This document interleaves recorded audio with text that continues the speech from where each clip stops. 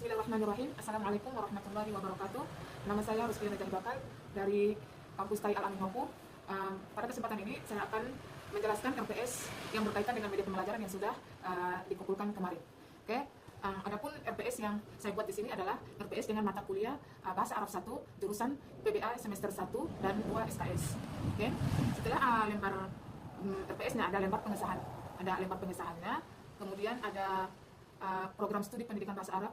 Adapun RPS yang di sini ada visi perguruan tingginya, ada visi program studinya, ada mata kuliahnya, ada orientasi pengesahannya. Selanjutnya langsung kita masuk di capaian pembelajaran prodi yang dibebankan kepada MK-nya. Di sini saya ada 4, saya ada CPL-nya ada 4, tapi yang sesuai dengan proses media pembelajaran yang sudah saya lakukan kemarin adalah dengan ambil CPL 2, yang dimana sesuai dengan media pembelajaran yang sudah saya lakukan adalah menguasai konsep dasar kebahasaan yang meliputi mufrodat, ungkapan sehari-hari, dan pola kalimat dasar yakni ismiyah dan fi'liyah, atau komunikasi akademik dan praktis. Itu adalah CPL 2-nya. Sedangkan untuk capaian pembelajaran mata kuliahnya atau CPMK-nya itu ada 5, yang dimana dari media pembelajaran yang sudah saya lakukan kemarin, itu yang saya ambilnya adalah CPMK 2, yang dimana CPMK 2 adalah mahasiswa mampu mengidentifikasi benda-benda konkret di lingkungan perkuliahan dengan menggunakan kata tunjuk isim isyarah dan membedakan jenis dari profesinya berdasarkan gendernya dari muannas dan muzakarnya.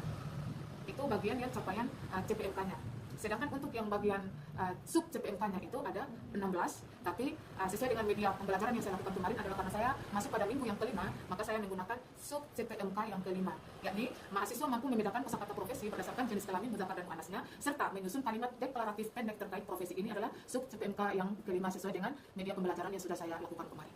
Oke. Selanjutnya ada korelasi CPMK terhadap sub CPMK-nya, yang dimana ada CPMK 1, CPMK 2, ada CPMK 3, CPMK 4, dan CPMK 5. Ya, selanjutnya ada di sini ada 12 sub CPMK ya.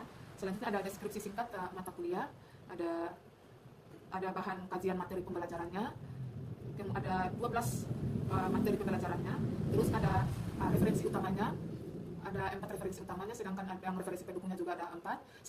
Selanjutnya ada deskripsi singkat mata kuliah, ada bahan kajian materi pembelajaran. Di sini bahan kajiannya itu ada 12 yang sudah terangkum dalam RPS. Ada referensinya, yang dimana ada referensi utamanya ada 4, kemudian ada referensi pendukungnya juga ada 4. Setelah itu ada mata kuliah pendukung integrasi. Jadi ada beberapa mata kuliah pendukung integrasinya, terus ada model integrasinya, ada level integrasi dan pilar moderasi. Oke, adapun sub CPMK yang di dalam RPS ini ada 16 sub CPMK, ada minggu pertama sampai minggu ke-6, ada penilaian, indikator sama kriterianya, sedangkan bentuk pembelajaran atau metode pembelajaran, penugasannya, ada bahan kajian materi pembelajarannya sama bobot penilaiannya. Jadi sesuai dengan media pembelajaran yang sudah saya lakukan kemarin, itu karena saya menggunakan, saya masuk pada minggu yang kelima, maka saya pakai sub CPMK yang kelima, yaitu dimana sub CPMK 5 itu adalah membedakan kata profesi berdasarkan jenis kelamin, gender kata mudzakkar dan muannas. Itu sub CPMK-nya. Sedangkan dari penilaian indikatornya adalah ketetapan mengubah akhiran kata profesi umum menjadi bentuk perempuan tamabuto, atau dari bentuk maskulin ke feminin, dari bentuk muannas ke mudzakkarnya. Kalau dari kriteria atau bentuknya itu, kriteria itu nilainya adalah ketetapan analisis perubahan kata, sedangkan bentuknya itu adalah bentuk kuis, yang dimana adalah tebak kata profesi.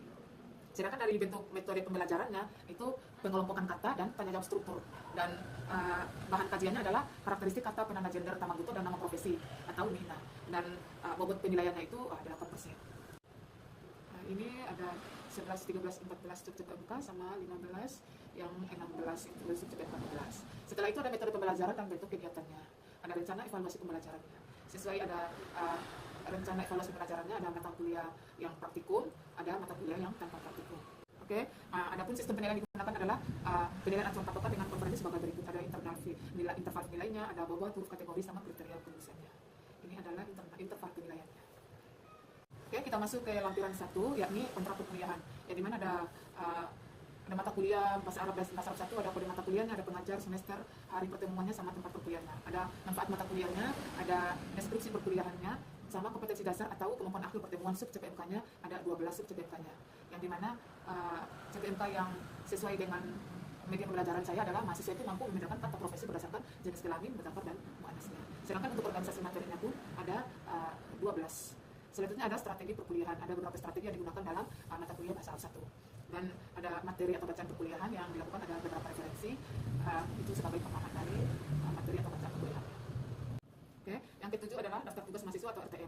Adapun daftar tugas mahasiswa yang sudah saya siapkan ada 8. Yang pertama adalah tugas tertulis 1 adalah mencocokkan kata, sedangkan yang kedua adalah kuis 1 dengan tebak kosakata atau gambar acak, dan yang ketiga itu adalah tugas kuis kedua adalah mengubah atau mentasi kata dengan tebak gambar atau kata yang disiapkan dosen. Sedangkan yang keempat tugas proyek kelompok pementasan dialog tertulis. Yang tugas kelima adalah UTS, sedangkan tugas 6 adalah tugas tertulis dikte. Yang tugas tertulis itu adalah dikte angka dan simulasi waktu. Yang ketujuh adalah tugas praktik perpasangan, jadi dialog percakapan tentang transaksi yang terjadi di pasar, dan yang kedelapan adalah UASnya. Jadi dari RTM itu sesuai dengan media pembelajaran yang sudah saya lakukan kemarin adalah yang dimana adalah tugas kuis yang kedua, yaitu mengubah kata atau tebak gambar yang sudah disiapkan. Jadi di situ tujuannya adalah mampu membedakan kata profesi berdasarkan jenis kelaminnya, mudzakkar dan muannasnya, itu pada minggu yang kelima. Selanjutnya adalah poin ke-8, yakni kriteria penilaian yang mengacu pada Akademis Tai Alamindomo yang sebagai berikut. Ini adalah rumusnya yang digunakan. Selanjutnya ada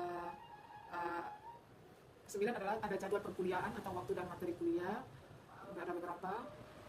Kita masuk pada lampiran kedua, yaitu rancangan tugas mahasiswa RTM-nya, yang dimana ada 6 tugas, yaitu tugas ditambah dengan UAS sama UTS. Di sini tugas yang pertama adalah tugas tertulis yang dimana mencocokkan kata.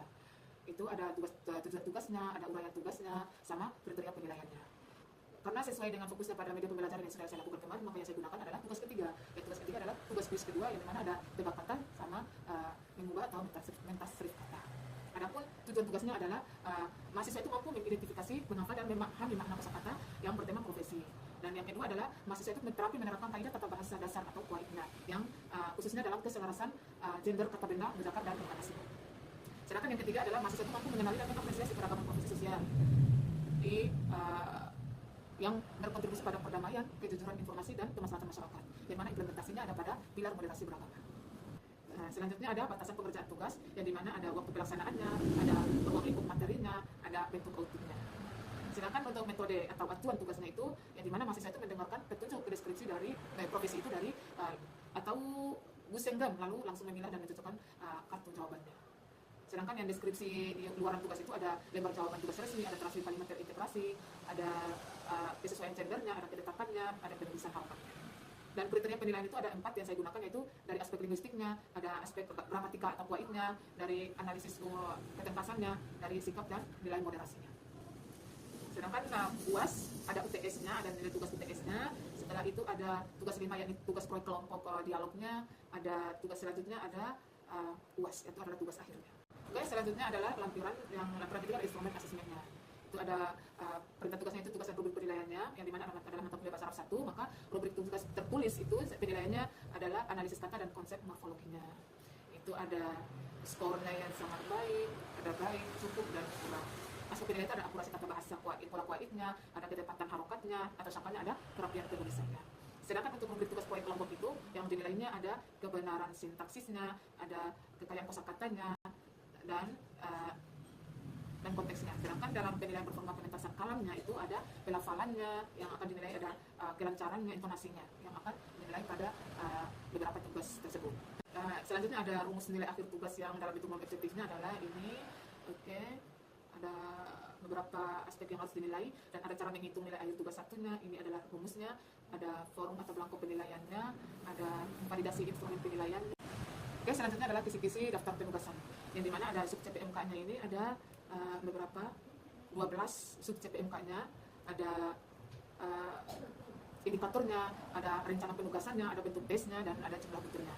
Jadi yang di sini saya sesuai dengan fokus pada media pembelajaran, yang dimana saya menggunakannya adalah sub CPMK 5, maka saya fokusnya pada sub CPMK 5, yakni membedakan kata profesi berdasarkan jenis kelamin atau gender kata, mudzakkar dan muannasnya, yang dimana indikatornya adalah ketetapan mengubah kata profesi dan mudzakkar ke muannasnya, penggunaan tanggal butonya, ketepatan mengelompokkan kata berdasarkan gender. Sedangkan untuk tugasnya itu tugas berikutnya tebak kata dan latihan. Ada latihan di sini adalah ada mengubah atau mentasrif kosakatanya profesi berdasarkan gender yang sesuai dengan media pembelajaran yang sudah saya lakukan kemarin. Selanjutnya ada bentuk tesnya itu, bentuk tugasnya itu ada pilihan ganda, ada esai. Tugas tertulis 1 yaitu kuis bahasa Arab 1, yang dimana soalnya sudah saya buatkan dalam bentuk kolom. Ini adalah akan mencocokkan kata ganti.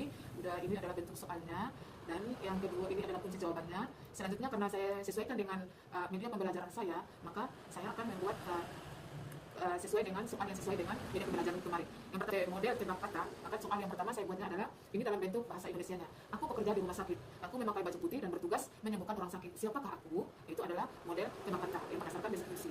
Tapi dalam bentuk bahasa Indonesianya. Sedangkan kalau dalam bentuk bahasa Arabnya itu ada masih model tebak kata dalam bentuk bahasa Arabnya, yaitu contoh nomor 1 yang sudah saya buatkan di sini adalah ana a'malu fil matfa atfi al-hariqa wa anfidu an-nas. Man ana? Nah, di situ adalah aku bekerja di pos pemadam kebakaran, memadamkan api dan menyelamatkan orang. Siapakah aku? Di situ adalah jawabannya adalah rajulul itfa atau pemadam kebakaran. Ada esai, ada soal esai bahasa Arab, ada 3 nomor. Selanjutnya ada pilihan ganda. Selanjutnya ada pilihan ganda, soal pilihan ganda yang salah satu soalnya adalah jika kata tolibun diubah menjadi profesi untuk perempuan atau muannas, maka bentuknya yang benar adalah ada opsi jawabannya ada A tolibatun, B tolibun, C tolibatun, D tolibani. Itu opsi pilihan gandanya. Sedangkan untuk soal UTS-nya ada bentuk pilihan gandanya, ada bentuk esainya. Ini adalah soal-soal yang sudah disesuaikan dengan RPS yang sudah disesuaikan dengan tugas-tugas sebelumnya. Ini adalah tugas kolom mencocokkannya, ada bagian isiannya, terus ada kunci jawabannya, ada sesuai dengan pen skorannya. Itu sudah sampai di ujian akhir semesternya. Itu sudah ada soal-soal ini adalah ujian akhir semester. Sesuai ada bentuk soalnya sudah ada dalam di bagian lampiran. Ini terakhir adalah rubrik penilaian, yang dimana ada komponen penilaiannya, ada deskripsi skornya, ada total skor. Jadi ada yang penilaiannya ada sistematika, ada isi, bahan dan kerapiannya, rujukannya sama partisipasi anggota kelompoknya. Sedangkan ini ada forum penilaian. Mungkin ini saja yang dapat saya sampaikan. Billahi taufiq wal hidayah. Wassalamualaikum warahmatullahi wabarakatuh.